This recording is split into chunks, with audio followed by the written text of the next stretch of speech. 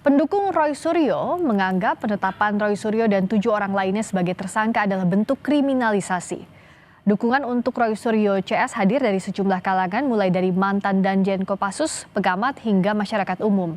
Mereka meyakini ada yang janggal dari penetapan tersangka terhadap Roy Suryo CS dan mengajak untuk mengawal Roy Suryo CS karena ke-8 orang yang ditetapkan sebagai tersangka oleh Polda Metro Jaya dikriminalisasi.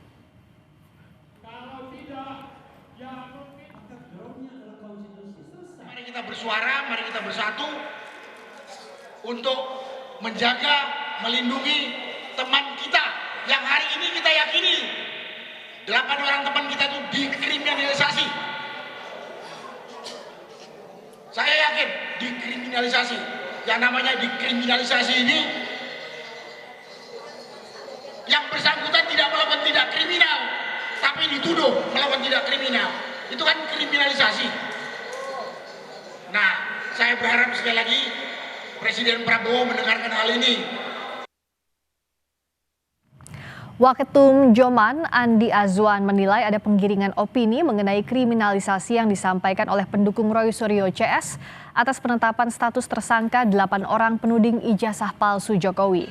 Andi menilai status tersangka yang ditetapkan Polda Metro Jaya terhadap 8 orang penuding ijazah palsu Jokowi adalah tepat.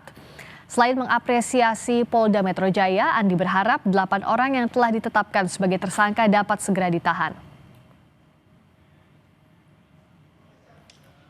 Bahwasanya banyak sekali penggiringan opini-opini yang ditujukan kepada Polda Metro Jaya, yaitu penggiringan opini mengenai kriminalisasi. Setiap ada kegiatan yang dilakukan oleh mereka, kita tidak pernah mengatakan adalah kriminalisasi. Dan fitnah maupun hoaks yang dilimpahkan oleh mereka, mereka selalu mengatakan bahwa ini adalah ilmu pengetahuan. Semoga pada tanggal 13 nanti, pada hari Kamis, akan ada penahanan kepada mereka, sehingga tidak ada lagi penggiringan opini publik. Tersangka kasus pencemaran nama baik dugaan ijazah palsu Jokowi, Roy Suryo, menyinggung terpidana Sylvester Matutina yang tidak juga ditangkap hingga hari ini. Roy menambahkan dirinya akan menjalani proses hukum sesuai dengan ketentuan yang berlaku usai ditetapkan sebagai tersangka. Hal itu disampaikan Roy Suryo dalam wawancaranya di program On Point. Roy Suryo menyatakan dirinya akan menghadapi proses hukum yang tengah menjeratnya saat ini. Roy juga meminta agar aparat penegak hukum bisa berlaku adil dan dalam mengambil keputusan hukum terhadap dirinya.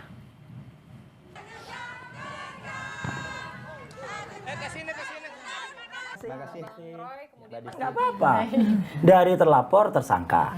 Dari tersangka nanti kalau lanjut kan mintanya jadi terdakwa. Dari terdakwa kan terpidana. Anda sudah siap? Lah dari terpidana kan masih bisa terlari.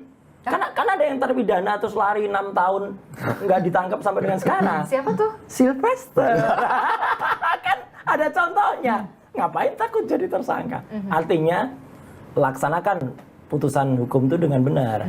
Yang sudah terpidana saja masih bisa lari-lari sambil dadah-dadah ke kejaksaan, sambil dadah ke hukum kita kok.